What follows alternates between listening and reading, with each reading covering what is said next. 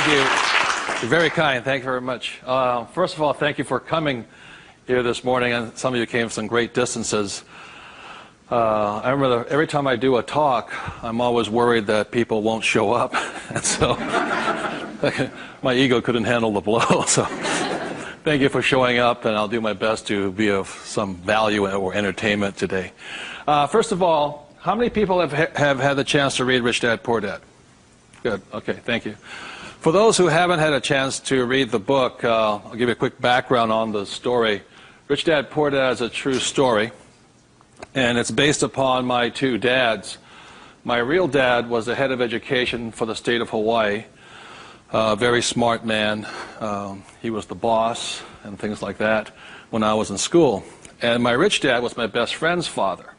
And my best friend's father was a man who didn't finish school. He dropped out of school at age 13, but ultimately became one of the richest men in the state of Hawaii. Self-made, did it on his own, and stuff like that. So Rich Dad, Poor Dad is a true story of what two fathers tell their two sons, my best friend and I, about the subject of money. And as the the positioning statement of the book says, what the rich teach their kids about money, that the poor and middle class do not. And as we all know, for the most part, we learn very little to nothing about the subject of money in school. And so what we learn about money oftentimes is handed down from parent to child. And those are the ideas that we have relative to the subject of money. So my rich dad was a man who, he was my best friend's father, like I said, when you look at the white sand beaches of Waikiki and the hula girls and the palm trees, my rich dad was the guy that owned the land underneath the hotels. And my poor dad, I call him my poor dad, although he was a high-paid government official, and I do mean high-paid. He made a lot of money. In fact, he made much more money as far as a salary and paycheck goes than my rich dad. And so the story is really what my rich dad taught me as compared to my poor dad.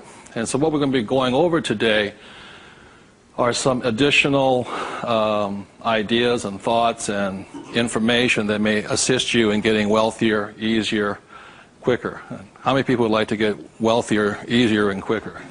Good. Thank you. So in contrasting them, most of us have heard, like my poor dad, very middle-class man, smart man, but he had middle-class ideas when it came to money and values. And he always said, son, our house is an asset, and it's our largest investment. And my rich dad would say, here I'm 9 years old. I go, okay, I got it, Dad, I got it, right? And then I would go over to my rich dad's house, and I would say, my dad just said, our house is an asset and our largest investment. And my rich dad would say, well, that's why your old man's not rich, is because your house is not an asset, and if it's your largest investment, you're in really big trouble. And that's when the contrast that started to hit me. And then my poor dad always said, do you think money grows on trees? And his favorite words were, I'd say, Dad, let's buy this. He goes, I can't afford it. And my rich dad said he forbade his son and I from ever saying the words, I can't afford it. He said, the moment you say you can't afford something, it becomes true. So the power of the spoken word or your thought has the ability to become what you think is real in the world. So if you say, I can't afford something, that becomes your real world or reality. And what my rich dad said instead was, instead of saying I can't afford it, simply say, how can I afford it? Or in school a lot of times, I'd say, hey Dad, guess what, I'm going to be a millionaire. He goes, you can't do that. And my rich dad said, never say you can't do something. Ask yourself, how can I do it? And he said, and just in the switching of those words, if you say, how can I afford it, your mind opens up to the possibility. And your mind then has to go to work. This is your single most powerful tool you have, is the brain. But if you say, I can't afford it, then the thing goes to sleep and it sits there, goes dormant, and doesn't have to do any more work. You're the one who's doing the work then. So those are some of the subtle differences. My poor dad, the school teacher, the head of education, always said to me, he says, son, go to school, get good grades, get a safe, secure job, high-paying job, and work hard. And my rich dad said, that's a good idea if you want to work hard all your life. He says, but if you want to get rich, You have to learn how to have money work hard for you so you don't have to work for it. And you also have to learn to buy companies. Don't be the guy applying for the job, be the guy that's handing out the job. But I want to give you something I really say to people, is that there was 3 main points that I think made a difference in my life. And point number 1 is that I realized very early on in life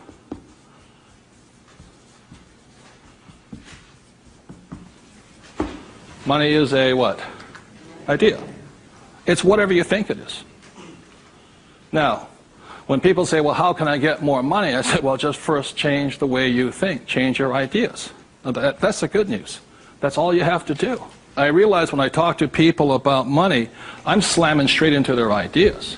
And, you know, a lot of times with money, there's several subjects you don't talk about at the dinner table: sex, religion, politics, and money, and whatever.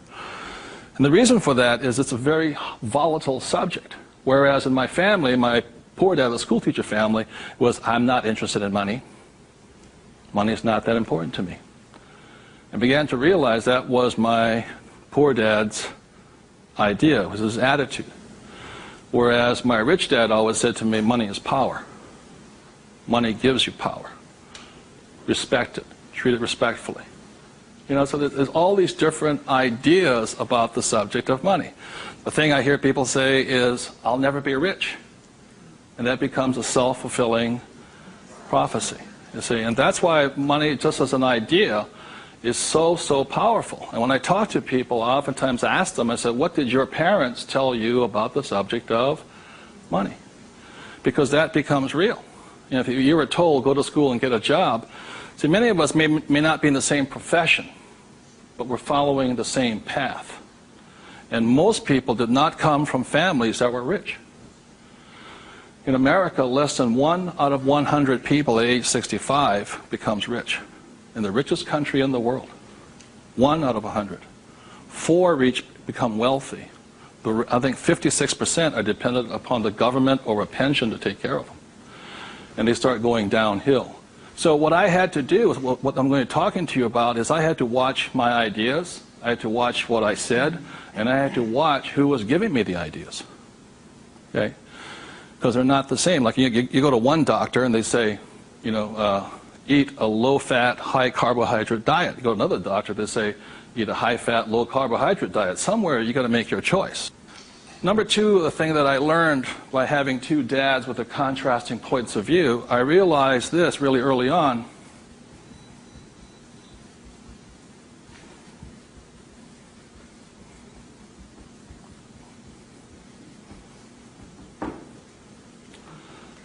I realized that money doesn't make you what? Rich. Because my poor dad made more money than my rich dad.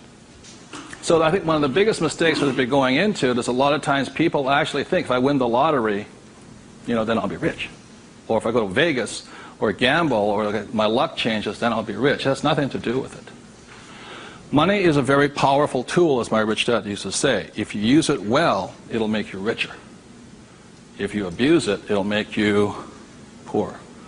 So one of the big things that my poor dad made the mistake of saying, he always thought that if he got a pay raise, that would solve his money problems. And the trouble is, every time he got a pay raise, he got bigger problems. So it made him poorer and poorer the more money he made. Does that make sense to you guys? That was a very big problem with him. And then the third thing I realized by having 2 dads and having 2 contrasting points of view was that there's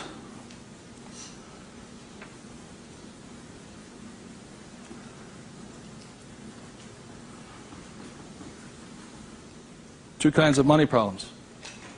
One problem is not enough money. The other problem is too much money. And they're both problems. And the thing that I say to people is this, that, you know, like I think most people think they're real special. I'm the only one with money problems. Well, the reality is everybody has money problems. Everybody. Every single person. Every company has money problems. Every country has money problems. Every government has money problems. Everybody has a money problem. What makes you rich or poor or middle class is how you challenge or handle the problem. And what most people do, since, you know, so most of us came from families where the problem was too much or too little. Too little. And that becomes our idea. We think money is scarce, hard to get, work hard for it. Very popular idiom going around today suggesting that the way you get rich is cut up your credit cards. Oh, man. Live below your means. Those are poor people's mentalities. Save, go long term, buy mutual funds. And it's not a rich person's way of thinking. I love my credit cards. They make me happy.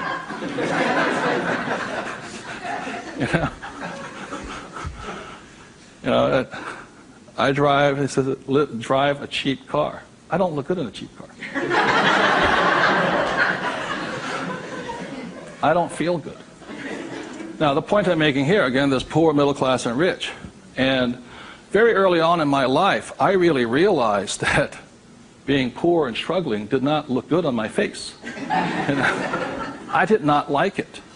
But I grew up in a family that if you were rich, the idea was that you were crooked, evil, not caring, inhuman, not generous, and all that stuff. So if I said I want to be rich, then I went against my family's values. It was tough having that. Now, the other thing I saw was that by my rich dad managing his money well and becoming a business owner and an investor, that he got richer and richer and richer. Then he had a different kind of problem. His problem was too much money. And my rich dad said to me when I was about 18 or 19 years old, he said, son, there's two kinds of problems. Not enough or too much. Which one do you want? And at that point,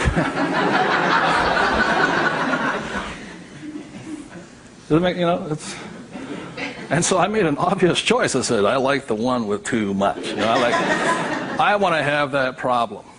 And it's a very big problem.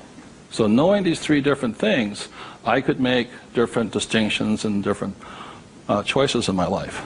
The big point I want to make today is that money comes down to fundamentally a choice.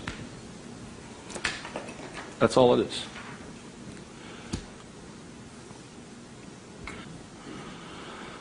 And so, as a young boy having two dads starting at age 9, I had to make a choice of which dad I was going to listen to. And it was a tough decision. Really, really, really hard because I love both men.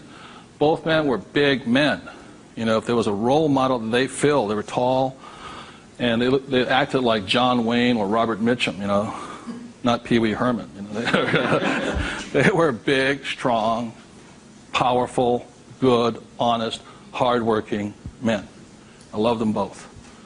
But their ideas were almost polarized, completely opposite. And that's why in Rich Dad, Poor Dad, in the book, I write that Robert Frost's poem, I think The Road Less Taken or The Road Less Traveled, I had to make a choice of which one I was going to listen to, which one was I going to follow down the path. And I made that choice. And it was a hard decision because I had to go against my whole family's culture, beliefs, and they're all school teachers. When I came back from Vietnam, they said, I got my bachelor's degree. I got that Bachelor of Science. They said, now, son, you are going for your master's, aren't you? I said, I kind of doubt it. He said, but you won't get a good job. You get a better pay raise if you have a higher degree. I said, I'm not going to get a job. And it's hard. You sit at the dinner table and there's no conversation, Well, you going to get your doctorates? I said, well, if I'm not going to get my master's, I don't think I'm going to get my doctorates. Yeah, but you get a better pay raise. They came from the government model that it was not what you did, it was how high, what your degree was that you got paid by. And that's their reality. It's not my reality. So I had to make a choice. And the thing I say to people is that in many ways I'm more like my poor dad. When I retired in 1994, sold my company and all this, I was set for life. I realized that I'd been too much like my rich dad, and that I wanted to run the second half of my life more like my poor dad, but I was going to teach people what my rich dad taught me. And that was a decision I made. But the thing is, it's a choice. And my propensity, my natural inclination, my genetic makeup, my mental makeup is more to be poor. I have to fight my natural inclination to go for job security, to play it safe, save money, invest for the long term, all that other rot my father believed in. The point I'm making here is this: every morning I get up, I still make the same choice. Every morning I get up, I make the choice. Do I make the choice to be poor, middle class, or rich? And we all have that choice. You know, we have to, as individuals, make that choice. By the end of my talk today, you'll find out how easy it is to become exceedingly wealthy. But it's just a choice. Okay. So my intention is to maybe shake some of your core values. You know, think about the way you think, change the way you think. You may want to make some new choices and things like this. That's my purpose. So what I'd like to ask you to do is you find a partner. I'll give you about 30 seconds, and you can just talk it over. You talk about what your parents taught you, what choices you had, but more importantly, talk about this subject here. It's just an idea. What were some of the ideas you got from your family? The idea that you think you work harder and make more money, will that make you rich? I don't think so. And there's only two kinds of money problems. Which one do you want? If you're sitting by yourself, break out a notebook and just write down some of your thoughts. Because really, it's just your ideas that cause you to be rich, poor, middle class. So we take about 30 seconds and discuss with the person next to you some of these ideas. Thank you.